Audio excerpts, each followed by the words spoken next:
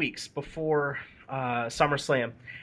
I'd say 3 weeks ago, 4 weeks ago, I was kind of like, I'm not really interested. I'm not. I don't think this is going to be good. Things came together. Storylines were hitting their peak, and I got interested. I bought in, and I was very happy to. And I was excited for this as I was for WrestleMania. And maybe that's just the wave that they go through with their pay-per-view events. This is one that I think maybe everyone should try to get up for. But a lot of good storylines out there, a lot of good matches. Your take on some of the things that happened? Well, just to kind of add on to what you're saying, that you were as excited about this pay-per-view, if not more excited, than WrestleMania. I kind of always considered it WWE's second biggest pay-per-view. They have four major pay-per-views. Obviously, WrestleMania is the biggest. I always considered SummerSlam the second biggest. And then you have Survivor Series and Royal Rumble. They used to be, kind of maybe tied for third, but I think as of late, Royal Rumble is probably the third biggest because the winner gets the, headline WrestleMania. I think that adds just a little bit more than Survivor Series does. So, yeah, you should have been excited, and there were some really good matches. Wow. Some things I never thought I would see, and just happy about it. I mean, we could skip right to the main event with Brock and Cena if you want. That match, I don't think not one person saw it playing out the way it did, where Brock Lesnar pretty much just dominated John Cena. For the match lasted 16 minutes. He dominated 15 minutes of it. He pulled his finisher out in, I don't know, the first minute of the match. And obviously you knew the match wasn't going to be over there.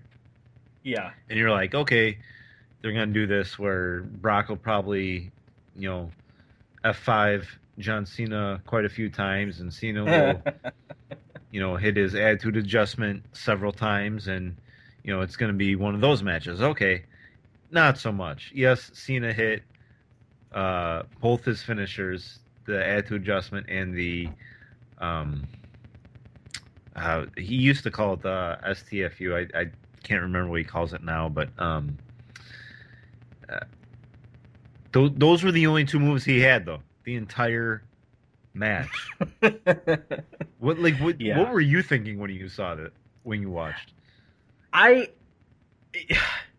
had never seen, having seen Brock Lesnar really in action the first time against Undertaker earlier this year in WrestleMania. Who won that match? The Beast did win, breaking the streak, and creating Paul Heyman's client that won. It was, yes, ladies and gentlemen, it was Paul Heyman's client, though because Paul Heyman was the one behind the now 21-1, but he didn't look. He looked in wrestling shape, I would say. He had size, he had girth, but he didn't look lean. He did not look chiseled, just a real beast incarnate. He didn't look that way. He looked like, to me, you could put, I'd say swagger. I mean, if you swapped heads, put a little bit of Ryback, kind of put a combo between Ryback and Swagger, maybe more meld their bodies together. Maybe more Ryback. Yeah. Meld those two bodies together. That's the Brock Lesnar that you saw in that Undertaker match. This was somebody completely different. This was somebody that slimmed down, got lean, and prepared himself to conquer and not let up, John Cena, to be dominant. Yeah, to conquer John Cena, to not let up on the champ, to break, destroy and leave John Cena in a puddle of his urine, vomit, and sweat. And this wasn't even a match as far as I was concerned because of how one-sided it became. This was like a cartoon fight that you'd seen in a Rocky movie where Rocky rests on his laurels as champ, punches, Ivan Drago in the jaw, and he barely flinches. He absorbs it completely and then just goes to town. This was conquering. This was decisive. This was wow. If this was anybody else, and if it wasn't Cena, this would be the career-ending type of performance that you would have seen. 16 at the final count, German suplexes. I wanted to say that. Dang it. Okay. How many? I mean, because it's worth repeating. Seriously, have you seen anything like that? I've seen stuff like that when a superstar wrestles a jobber. When it's Rusev first comes in and they put him against Zack Ryder. You see stuff like that then. You don't see it at a pay-per-view. You don't see it in a title match. And you don't see it in what some call, I do not, but some call the greatest champion of all time. I mean, I wouldn't do that. And during the match, I mean, obviously it looked like, okay, Brock is dominating. Guess what? Randy Orton dominated Roman Reigns. What happened? At the end, Roman Reigns won. The domination wasn't as severe, but Orton dominated Reigns. So I'm like, okay, Brock's dominating Cena. This is kind of fun. Those suplexes are crazy. Man, how many suplexes did that? That's a lot of suplexes. Didn't know it was 16 at the time. And then it's like, okay, Cena did a move. Okay, now Brock sits up like freaking The Undertaker, kind of mocking The Undertaker. That was cool. And then just kind of laughed, like, hey, Taker couldn't beat me, and you're not gonna beat me either. And then, so I kept thinking like, okay, wow, they're really gonna have Cena win this after this beating. I'm like, that's kind of stupid. And then, Vicky she had kind of fallen asleep. She was feeling ill, which is I told you that's why we were supposed to go to a buddy's house to watch it. So we had to stay home because she wasn't feeling well. But she was $9.99. Yeah, and she was watching with me, but she had kind of fallen asleep.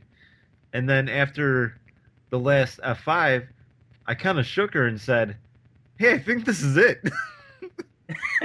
And I counted along with the ref. 1, 2, 3. I'm like, holy cow! I'm like, that was something. And I mean, I was almost as in much shock, as much shock as when Lesnar pinned Undertaker for the 1, 2, 3. It's just what a year. Yeah, I mean, maybe the greatest single year for any wrestler of all time to end, the greatest streak in wrestling, and to defeat John Cena in a title match at SummerSlam the way that he did it. Mm-hmm. Unbelievable. Yeah, it wasn't cheap. It wasn't. I don't even. I understand that you have to remove your, the perception of script to be able to enjoy it, and put that in the back of your mind. Forget it. That's fine, and I can do that. If it's true, if this beating was scripted, wow, kudos to Cena for being able to take it, for being in the shape and the condition to be able to take that, and hopefully not get seriously injured out of it. I was definitely in more shock with the Undertaker match being broken, simply because I guess I felt like I was caught up in something that everyone enjoyed and has enjoyed for 20 years, 21 years. So um, that I guess was more that to me was more shocking, and I think some of the camera work and the faces that they got definitely relayed to that emotion of shock and awe. This was just it just wasn't even fair if you really want to look at it. Like it almost got to a point where after maybe about German suplex number 9 or 10, the crowd got quiet, and they kind of It's like a basketball game. If it's a 30-point yeah game, it's not fun to watch anymore. Even if your favorite team is the team that's up by 30, the game just kind of goes, okay, this game's over. It's kind of yeah. how the match was. Like, all right, whatever. I mean, honestly, I don't know if they had thresholds that they had to meet, that Cena had to meet, where if he wasn't coming back and Lesnar got to suplex number 17, or he had to get to, whatever however they break it down. If he was supposed to get to suplex 20, but they're like, okay, pull the chute because this isn't going anywhere, this isn't getting better, and the crowd is it's out. They're out. This is this is a knockout. Uh, it just wasn't. That was disheartening. I was kind of with you, and I felt I wanted to see Cena win, just because I enjoy that sort of David and Goliath matchup. But this is Goliath coming over and stepping Goliath on won this one. Dave.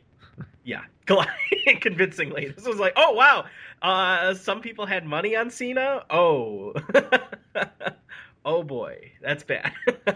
Well, I don't think that there was a number that they wanted to reach. Yeah, I'm impressed that Cena, you know, don't let's not fool ourselves. Cena let this happen. Obviously, they the way it works is they go over. Lesnar and Cena go over kind of the match game plan beforehand. And now, obviously, in the course of a match, you can kind of ad lib certain things, but they definitely go over things. And Cena must have been okay with. Obviously, it probably wasn't his idea. Like, hey, I should just get totally dominated, guys. But WWE probably the higher ups probably told Cena like, hey, we want Lesnar to look really good. This is our plan. For whatever reason, the plan obviously is going to go past SummerSlam. The story doesn't end here for Lesnar, obviously. So, for whatever reason, hey, we want Lesnar to look really good and beat you.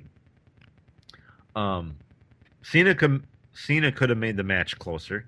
They could have worked it out where Cena's more into the match and Lesnar still wins. Cena, he laid down for Lesnar. I for all the crap that Cena gets on, oh, this guy, he never lets anyone have any of the spotlight. He always you know it's Super Cena, that you've heard that term, Super Cena. He can overcome anything. There's no opponent, no match, and that all has to go away now because Cena did this for the WWE and for Lesnar. And I think that's pretty awesome. I think that's a credit to John Cena. And definitely you were right. A credit to Lesnar for looking as good as he did. When he beat The Undertaker, that match looked really sloppy. yeah. Taker looked sloppy because he's old and big, and Lesnar looked sloppy because he wasn't in wrestling shape, like you said. Lesnar looked a lot sharper in this match, a lot sharper. Cut. Yeah, he was. Well, He was but cut. I'm not even talking about just his physical appearance, but his in-ring work was a lot Yes. cleaner, a lot sharper than it was where, I mean, he gave The Undertaker a concussion because he wasn't doing the moves properly. He everything was clean and looked good against Cena. But hell of a job by both guys, for Lesnar for his actual dominating performance, Cena kind of letting it happen and uh, taking everything that Lesnar had. But I mean, that's both guys. Hats off. Hats off Yeah. to Randy Orton, as I mentioned.